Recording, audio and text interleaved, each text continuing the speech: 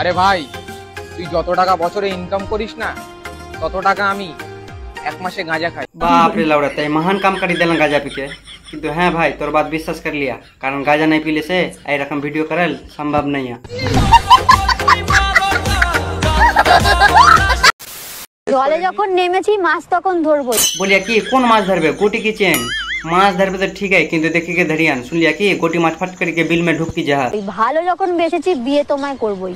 तो कोनो bill till के छेना नहीं रखिया नहीं तो बिये के पड़े गोटी डाका खनी साउल में बदली के छेना में ढुक के वास्ते छलबल करता तेरो नहीं पे बुझ बैठेला।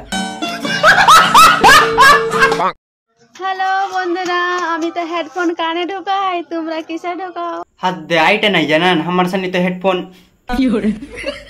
ए जीना ढुकाबी की भाई लोग ठीक बोलिया कि नहीं?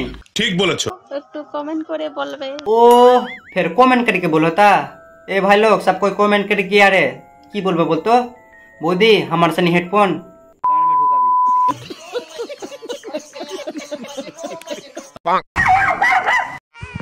আমার মেয়েকে আমি একটাই শিক্ষা দেব, স্কুল কলেজে অন্তত একটা করে বয়ফ্রেন্ড রাখবি, যাতে বাস ভাড়া নোট এগুলোর খরচ যেন আমাকে চালাতে না হয়। वाह वाह तोर तो देखिए अच्छा एक्सपीरियंस है छौड़ा सनी के माँ जान में फैले के।